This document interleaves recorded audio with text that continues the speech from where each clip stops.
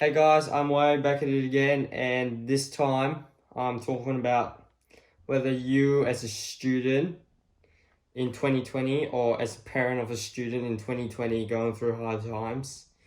I hope you guys are staying safe, and I would like to talk about why a 2015 MacBook Air is a good student computer. But whether is it for uni or for high school students? Yeah, so let's get to it. So this here is my 2015 MacBook Air, and I've been using it for about 3 years now. And this is why I think this is a pretty decent laptop for students, be it for uni students or high school students. It's just good. It's good enough, it's got enough ports, it's got everything you need, except one thing, HDMI, because yeah, I've got a dongle for that. I mean it's Mac. It's dongle land when you get a Mac. As soon as you get a Mac, it's dongle land. So here we've got MagSafe, USB, headphone jack, and 2 mics. And the other side it's got a Thunderbolt, USB, and a SD card. That's pretty much all you need for a student, because there's adapters for that Thunderbolt to HDMI, and I've got that adapter. It's got everything you pretty much need as a student. But this particular one here struggles a bit in terms like internal capacity. Okay, so battery is good, still good for a 5-year-old. It's a 2015 MacBook Air. The battery is still good for a 5-year-old. It lasts me about a day.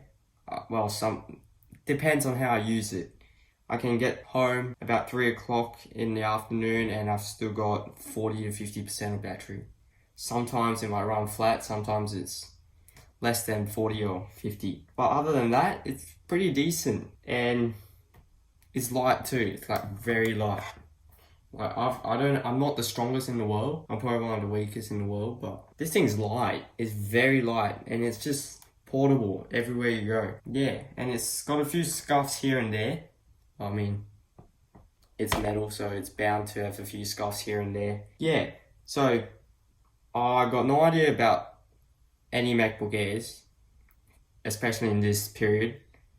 I don't know if they have 8 gigs. I know the Pros at this year have 8 gigs, but this particular one has 4 gigs of RAM and 128 gigabyte SSD, so it's not the best. Yeah, 128 gigabytes of storage is, it's not.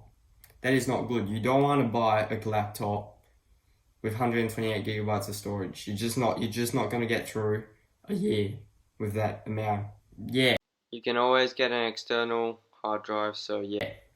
It's not the best. So nearly after every year, I've got to delete a few of my documents from maths to English. English are the worst because they take up the most. Yeah, other than that, just get like a computer, a MacBook. If you're looking for the MacBook Air particularly, you can buy these used for like, I don't know, I haven't seen any, probably like 600 or less Australian dollars. I don't know about US, probably less than that too. But you can get one of these used, maybe in a very good condition. Mine's not the best conditions. There's dents here and there. There's scratches. There's a huge dent in this corner here because I dropped it. Yeah, and if you do drop it, you're gonna see the scuffs. It's gonna be bound for damage. But besides that, that's pretty good. Now, to the 4 gigs of RAM part. Okay, so 4 gigs of RAM is enough, in my opinion.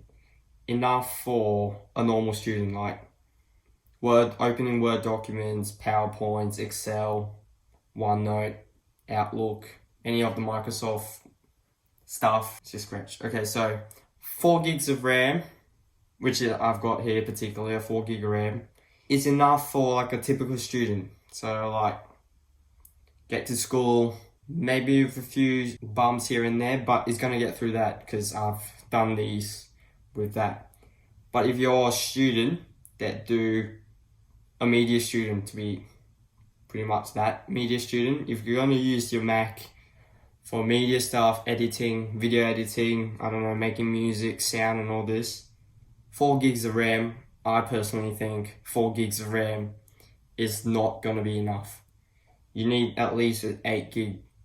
Like, if you can find a MacBook Pro at a very good price, around maybe 2013 or to 2015, around that age, for a good price, and it's 8 gigs of RAM, you're lucky. You're gonna love that. I did not see a need for a MacBook Pro at that when I got this. I did not see a need for the MacBook Pro because I didn't see me being in the media side of the world. I wasn't gonna do video editing, music editing and stuff.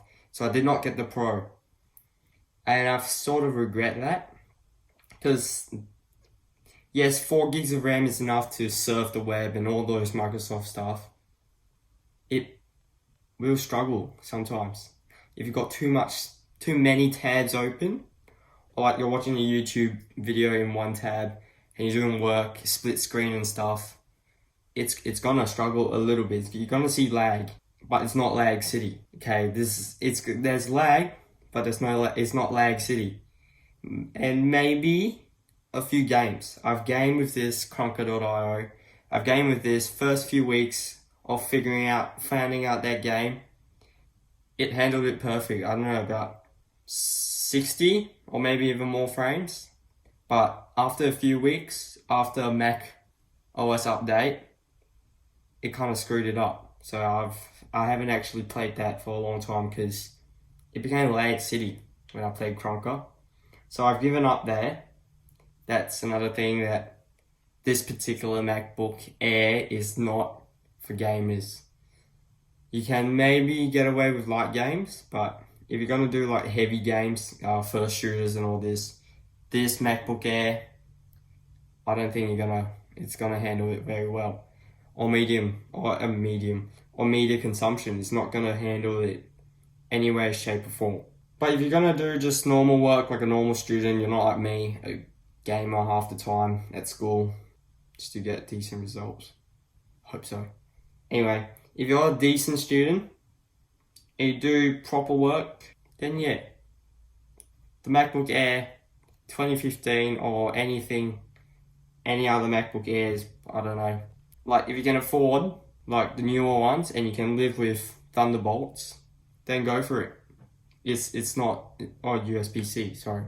USB-C on the new MacBook Airs. If you can live with those and USB-C and you can afford one, go for it. It's got 8 gigs of RAM. I think the starting one has 256 gigabytes of storage and it comes in i3, I think. I think that's the standard one. That's the starting one. This is a dual core i5. And the new ones are quad core. Good thing. And they don't have that butterfly keys. So you've got that. You're back to like something like that, but with lesser travel, I mean. So it's like the chiclet ones. So here I've got the chiclet ones. You can see it. These are like chiclet styles. It's got good travel. It's very tactile, but it's a bit wobbly. It's in some keys. And unlike the butterflies, I don't think they've failed. So that's a good thing. So if you're planning to get a MacBook Air for a student or for your kid or anything, skip the 128 gigabyte one. It is not worth it. I'm just gonna say it's not worth it to get the 128.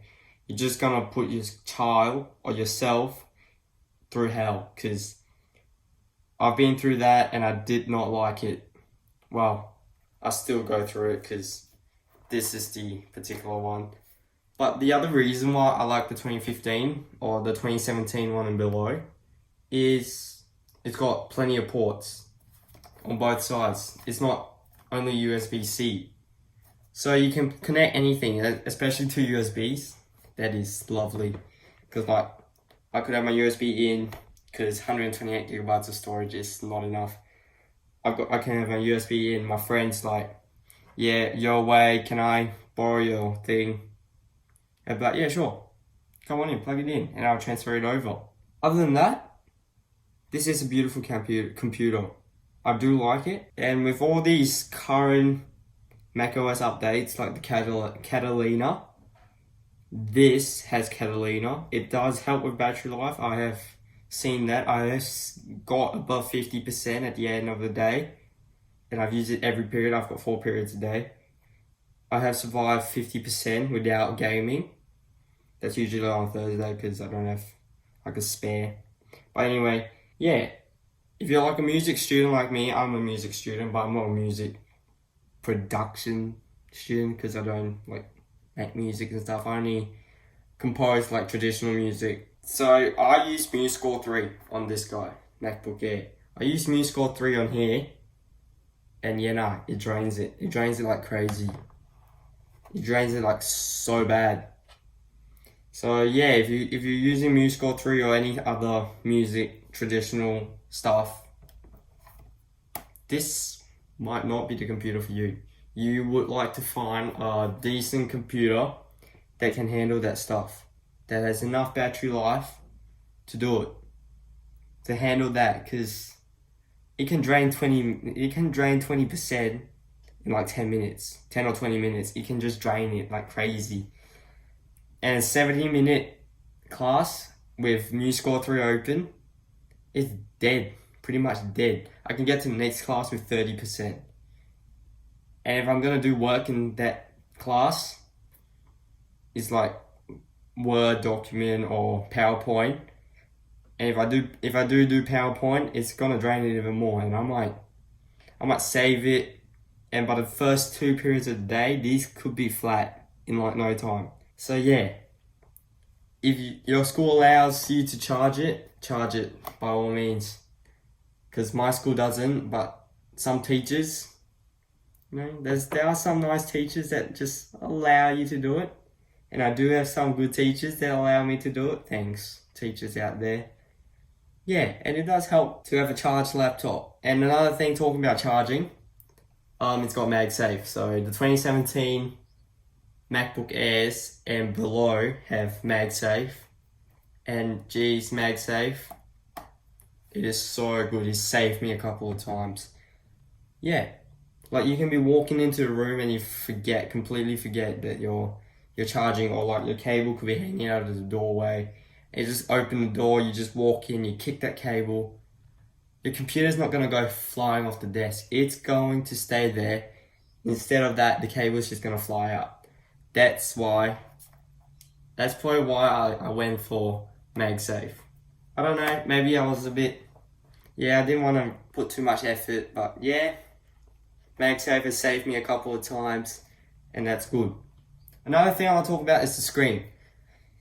So if you're editing videos and stuff, the screen is not the best. I'm just gonna show you guys real quick the screen. So, and I'll show you guys about this Mac. So let me just go through the Mac. What is this Mac? This is a 2015 MacBook Air 13-inch. It's got a 1.6 gigahertz dual core Intel Core i5, and it's got 4 gigs of RAM DDR3. Graphics is not the best. It's obvious because it's a MacBook Air. It's not meant to handle graphic stuff. It's running an Intel HD graphics 1536 MB. I don't know what that means. And that's about it. And I'm running the latest Catalina, macOS Catalina version 10.15.4. Display, it's a decent display. I watch YouTube videos and stuff on this. It's a 13.3 inch 1440 by 900 display, and graphics is good for YouTube videos, doing Word documents. Well, there's not much graphics in there. PowerPoint, it handles it well. OneNote videos and all this other stuff, it handles it well. Speaker is very nice too. Speaker on here, it does shake a bit. You can like hear crackles, but they're not very loud, but they do get decently loud. You can get good speakers on this guy. It's just MacBook. We all know MacBooks are good. Another thing I want to talk about, remember that 128 gigabytes, you just want to avoid that as much as possible. 128 gigabytes, yeah, forget about it for your child and stuff. And then you still got support, Apple support and all these services, Apple Care and all this. Well, obviously on a 2015-year-old, a 5-year-old computer, I don't think you're gonna get Apple Care. But yeah, this is my current features on my MacBook, and I like it pretty much. And backlit keyboard, it's nice. Backlit is very nice. I do like backlit. Yeah, backlit keyboards, it's nice. It's just good. Work in the day, work in the night. I can be sitting in bed, chilling, typing away my assignment and stuff that's due in like a couple of hours. Come on, students, you know what I mean. Procrastinating is, yeah, it's not good. But yeah, backlit keyboard is good. And another thing I like about this is the Apple logo. So I don't know if you guys can see it, but the Apple logo does light up. Teachers, you know how to tell? So, because I've got some teachers that just walk in, way, get off your computer, and my Apple logos is like that. It's like that. It's not light up. Can you guys? I don't know if you guys can see the difference. So that's not light up. That's light up. Oh yeah, you guys can see the difference, I think. Yeah. That's light up. Yeah. That's light up. Light out. Easy teachers, easy to tell the difference. So please don't go to your student and be like, get off your laptop if the Apple logo is dim right down. Yeah, it just annoys students, I'm pretty sure. Other than that, plenty of ports. I might go and grab my port. Oh, if you are looking for like the newer MacBook Air, you got money to buy a MacBook Air, don't look past the iPad Pro, because the iPad Pro might amaze you too, because I've got the iPad Pro. It's charging right now and I can't be bothered to get over there. I've got it, and it's not the latest one, not the 2020, it's the 2019 one. I bought it in 2019, but it was refreshed in 2018. Apple, yeah, you get it. I'm going to do a video about that too, how it's good and stuff. Don't look past that. The iPad Pro might shock you. And now with the new Magic Keyboard, with that trackpad, yeah, you could do a lot with that. And I can for sure tell you the iPad Pro is a lot more powerful than a MacBook Air. But if you're tight on budget, this guy, the 2015 MacBook Air, can surprise you a lot. Yeah, and that's that for today. I'll see you guys in the next one. Stay safe now. Peace.